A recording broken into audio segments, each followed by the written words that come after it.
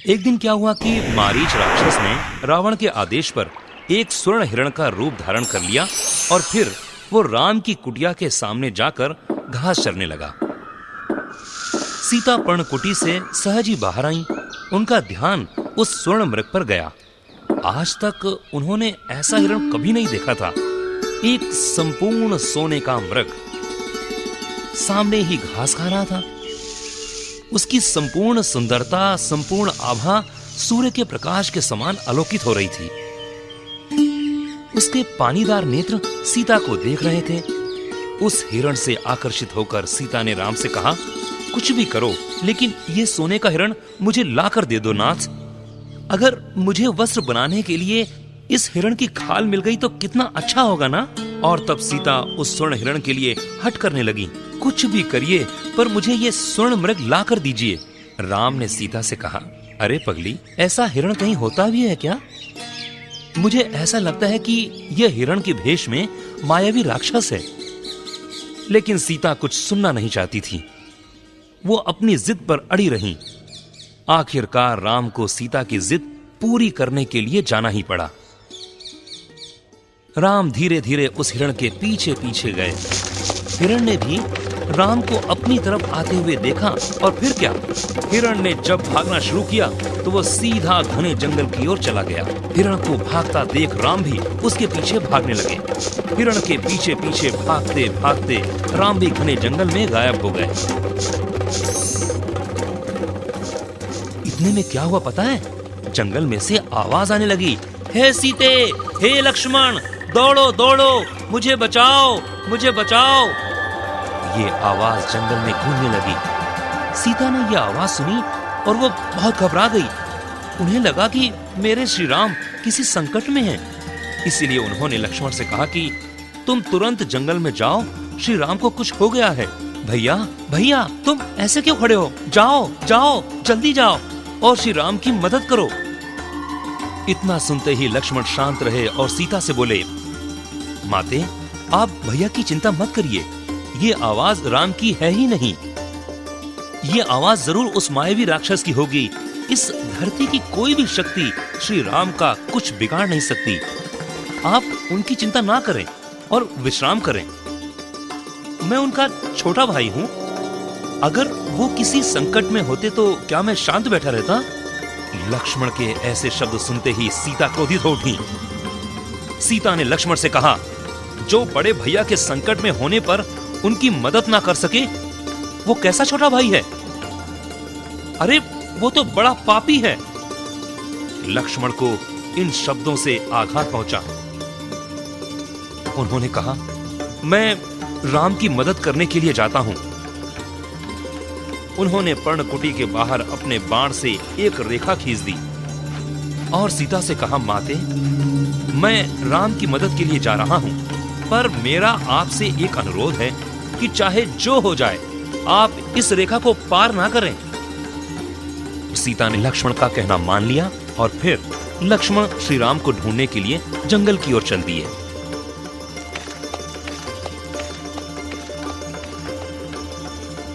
लक्ष्मण जंगल में इधर उधर दौड़ रहे थे कि इतने में ही उन्होंने सामने से आते हुए राम को देखा। लक्ष्मण ने भैया से पूछा, भैया, क्या वो स्वर्ण मृग मिल गया? राम ने कहा, अरे कैसा स्वर्ण मृग, वो तो एक मायावी राक्षस था, मैंने उसे मार डाला। लेकिन तुम मुझे ये बताओ कि तुम सीता को अकेले कहां छोड़कर आए हो? लक्ष्मण ने राम को सारी बात बताई। इस पर राम ने कहा, अरे लक्ष्मण, ये तुमने क्या कर दिया? तुमसे बहुत बड़ी भूल हो गई है, बहुत बड़ी।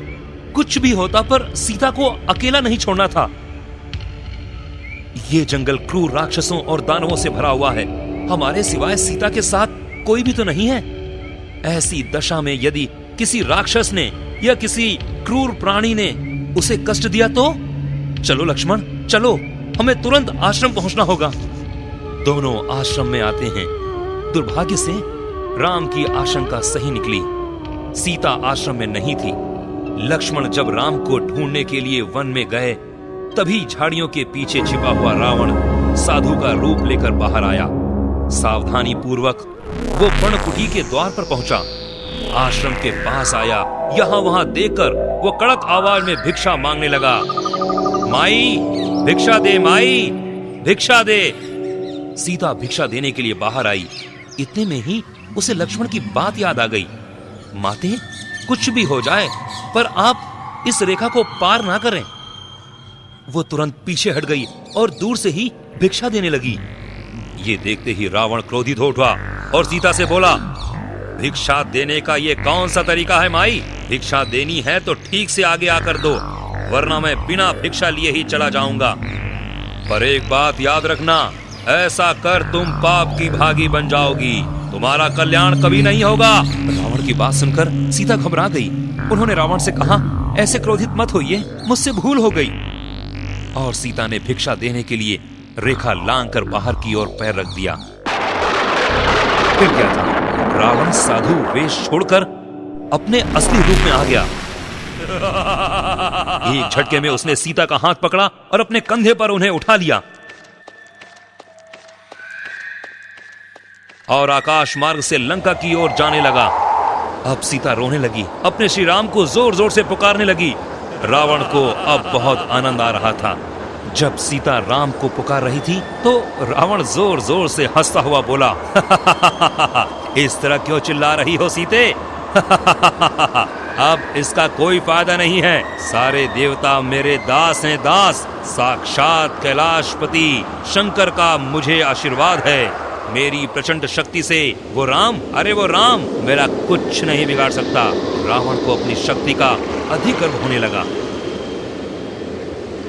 इतने में जटायु नाम का एक विशाल पक्षी सीता को बचाने के लिए रावण के विमान को टक्कर मारने लगा। जटायु अपनी चोट से रथ को तोड़ना चाहता था। रावण क्रोधित हो गया।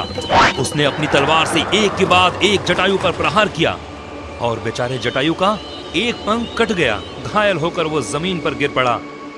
बेचारा जटायु, उसे इस बात का बहुत दुख हुआ कि वो सीता को बचा ना पाया। इधर रावण सीता को आकाश मार्ग से लंका ले गया। दूसरी तरफ राम और लक्ष्मण सीता को ढूंढते ढूंढते थक गए, पर सीता का कहीं पता भी ना चला। अब राम की अवस्था एक छोटे बच्चे जैसी हो गई। उन्होंने लक्ष्मण से कहा, अब मेरी सीता मुझे कभी नहीं मिलेगी ना? क्यों? लक्ष्मण, तुम ही बताओ, मैं क्या करूं? लक्ष्मण ने राम की हालत देखकर राम से कहा, श्री राम भैया, इतना दुखित होने की जरूरत नहीं है। हम अभी सीता को ढूंढकर वापस ला सकते हैं। परंतु राम को इससे संतोष नहीं हो रहा था। जंगल के सभी पशु पक्षी उनकी पर्णकुटी के पास एकत्रित हो गए थे और सभी दक्षिण दिशा की ओर देख रहे थे। इस प्रकार लक्ष्मण ने यह समझ लिया और राम से कहा, ये प्राणी एक साथ दक्षिण दिशा की ओर क्या देख रहे हैं? राम ने एक क्षण उधर देखा और फौरन उठकर खड़े हो गए। उन्होंने लक्ष्मण से कहा कि हो सकता है कि कोई सीता को इसी दिशा की ओर ले गया हो। राम लक्ष्मण को साथ लेकर सीता को ढूंढने के लिए उसी दिशा की ओर निकल पड़े। मार्ग में उन्होंने पेड़ पर लटकी हुई मुरझाई फूलों की वेणी देखी। उसे देखकर राम एकदम भावावेश हो गए और बोले, अरे लक्ष्मण, कल ही तो मैंने ये फूल सीता को दिया था, ये यहाँ कैसे? राम बहुत दुखी हुए। अभी थोड़ी दूर और चले ही थे कि सीता के आभूषण पड़े मिले। उन्हें देखकर राम को विश्वास हो गया कि सीता इसी मार्ग से आगे गई है। निश्चित ही कोई सीता को इसी दिशा में उठाकर ले गया है। चलते चलते मार्ग में रक्त रंजित जटायु पड़ा मिला। इस पक्षी को देखकर राम ने सोचा कि जरूर इस पक्षी ने ही सीता को मारा है। ऐसा विचार कर राम ने धनुष पर बाण चढ़ाया और जटायु पर निशाना लगाया। परंतु वो जटायु करुण शब्दों में श्री राम से बोला, हे राम, मेरी ये अवस्था दुष्ट रावण ने की है। तुम्हारी सीता को उठाकर वो आकाश मार्ग से जा रहा था। मैंने देखा तो मुझे बहुत दुख हुआ। मैंने रावण पर वार किया, पर उसने मेरे पंख काट दिए और वो सीता को लेकर लंका की ओर चला गया। ऐसा कहकर जटायु ने अपने प्राण त्याग दिए। राम के नेत्रों में अश्रु भर आए। राम उसके पराक्रम की प्रशंसा करने लगे। फिर उन्होंने जंगल की लकड़ी पत्र इकट्ठा कर जटायु को अग्नि दी और फिर सीता की खोज करने के लिए आगे चल दिए।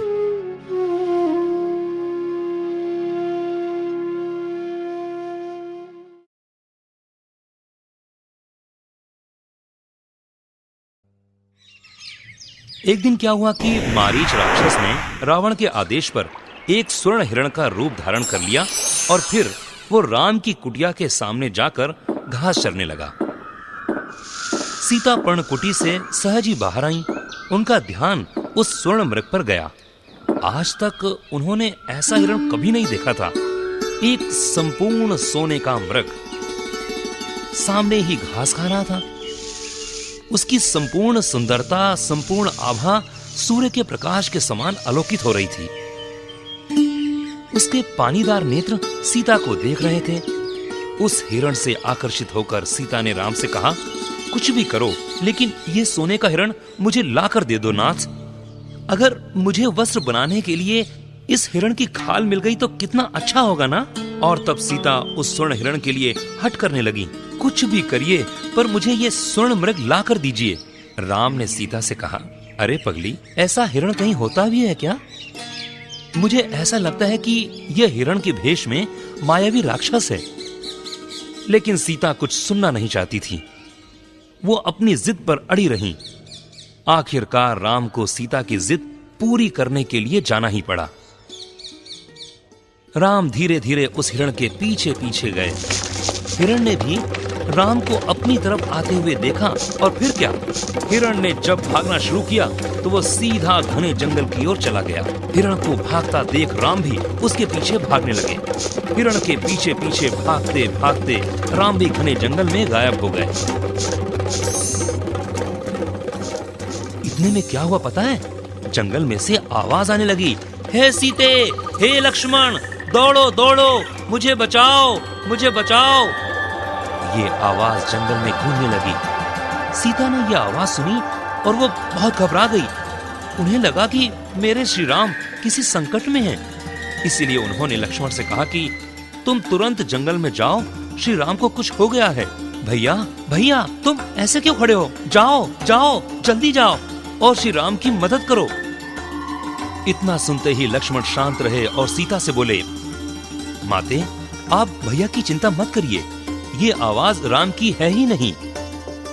ये आवाज जरूर उस मायावी राक्षस की होगी। इस धरती की कोई भी शक्ति श्री राम का कुछ बिगाड़ नहीं सकती। आप उनकी चिंता ना करें और विश्राम करें। मैं उनका छोटा भाई हूं।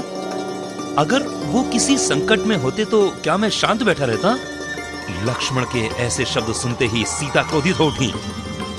सीता ने लक्ष्मण से कहा, जो बड़े भैया के संकट में होने पर उनकी मदद ना कर सके, वो कैसा छोटा भाई है?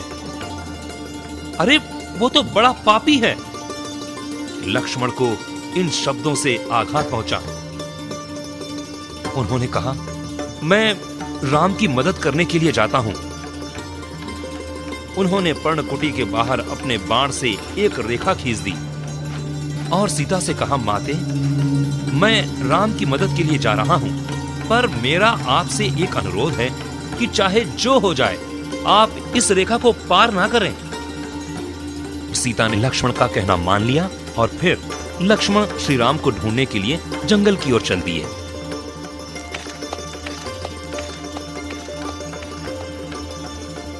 लक्ष्मण जंगल में इधर उधर दौड़ रहे थे कि इतने में ही उन्होंने सामने से आते हुए राम को देखा।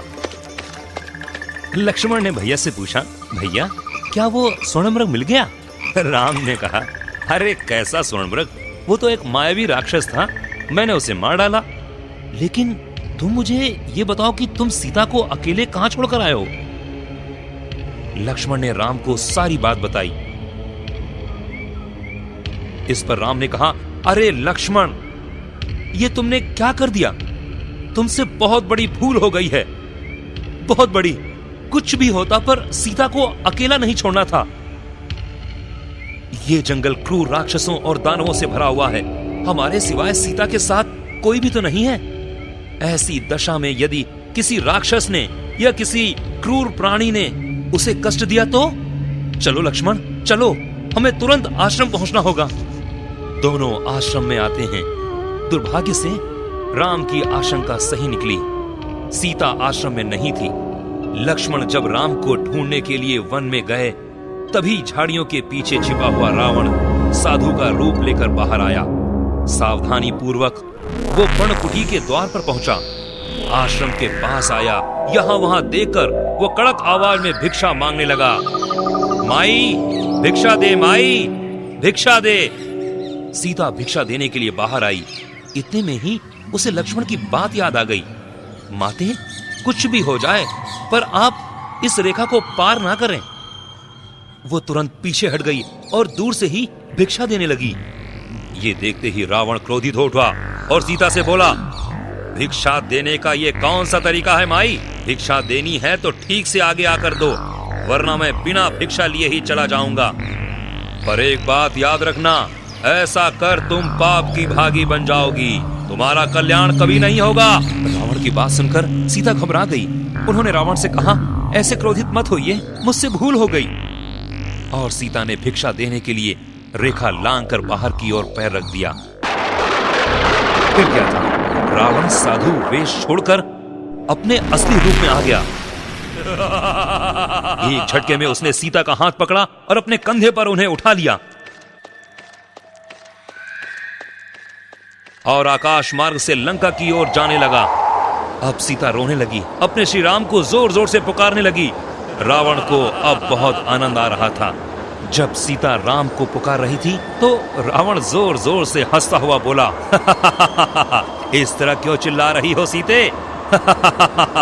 अब इसका कोई फायदा नहीं है। सारे देवता मेरे दास हैं, दास। साक्षात कैलाशपति शंकर का मुझे आशीर्वाद है। मेरी प्रचंड शक्ति से वो राम मेरा कुछ नहीं बिगाड़ सकता। रावण को अपनी शक्ति का अधिक गर्व होने लगा। इतने में जटायु नाम का एक विशाल पक्षी सीता को बचाने के लिए रावण के विमान को टक्कर मारने लगा। जटायु अपनी चोंच से रथ को तोड़ना चाहता था। रावण क्रोधित हो गया। उसने अपनी तलवार से एक के बाद एक जटायु पर प्रहार किया और बेचारे जटायु का एक पंख कट गया। घायल होकर वो जमीन पर गिर पड़ा। बेचारा जटायु, उसे इस बात का बहुत दुख हुआ कि वो सीता को बचा न पाया। इधर रावण सीता को आकाश मार्ग से लंका ले गया। दूसरी तरफ राम और लक्ष्मण सीता को ढूंढते ढूंढते थक गए, पर सीता का कहीं पता भी ना चला। अब राम की अवस्था एक छोटे बच्चे जैसी हो गई। उन्होंने लक्ष्मण से कहा, अब मेरी सीता मुझे कभी नहीं मिलेगी ना? क्यों? लक्ष्मण, तुम ही बताओ, मैं क्या करूं? लक्ष्मण ने राम की हालत देखकर राम से कहा, श्री राम भैया, इतना दुखित होने की जरूरत नहीं है। हम अभी सीता को ढूंढकर वापस ला सकते हैं। परंतु राम को इससे संतोष नहीं हो रहा था। जंगल के सभी पशु पक्षी उनकी पर्णकुटी के पास एकत्रित हो गए थे और सभी दक्षिण दिशा की ओर देख रहे थे। इस प्रकार लक्ष्मण ने यह समझ लिया और राम से कहा, ये प्राणी एक साथ दक्षिण दिशा की ओर क्या देख रहे हैं? राम ने एक क्षण उधर देखा और फौरन उठकर खड़े हो गए। उन्होंने लक्ष्मण से कहा कि हो सकता है कि कोई सीता को इसी दिशा की ओर ले गया हो। राम लक्ष्मण को साथ लेकर सीता को ढूंढने के लिए उसी दिशा की ओर निकल पड़े। मार्ग में उन्होंने पेड़ पर लटकी हुई मुरझाई फूलों की वेणी देखी। उसे देखकर राम एकदम भावावेश हो गए और बोले, अरे लक्ष्मण, कल ही तो मैंने ये फूल सीता को दिया था, ये यहाँ कैसे? राम बहुत दुखी हुए। अभी थोड़ी दूर और चले ही थे कि सीता के आभूषण पड़े मिले। उन्हें देखकर राम को विश्वास हो गया कि सीता इसी मार्ग से आगे गई है। निश्चित ही कोई सीता को इसी दिशा में उठाकर ले गया है। चलते चलते मार्ग में रक्त रंजित जटायु पड़ा मिला। इस पक्षी को देखकर राम ने सोचा कि जरूर इस पक्षी ने ही सीता को मारा है। ऐसा विचार कर राम ने धनुष पर बाण चढ़ाया और जटायु पर निशाना लगाया। परंतु वो जटायु करुण शब्दों में श्री राम से बोला, हे राम, मेरी ये अवस्था दुष्ट रावण ने की है। तुम्हारी सीता को उठाकर वो आकाश मार्ग से जा रहा था। मैंने देखा तो मुझे बहुत दुख हुआ। मैंने रावण पर वार किया, पर उसने मेरे पंख काट दिए और वो सीता को लेकर लंका की ओर चला गया। ऐसा कहकर जटायु ने अपने प्राण त्याग दिए। राम के नेत्रों में अश्रु भर आए। राम उसके पराक्रम की प्रशंसा करने लगे। फिर उन्होंने जंगल की लकड़ी पत्र इकट्ठा कर जटायु को अग्नि दी और फिर सीता की खोज करने के लिए आगे चल दिए।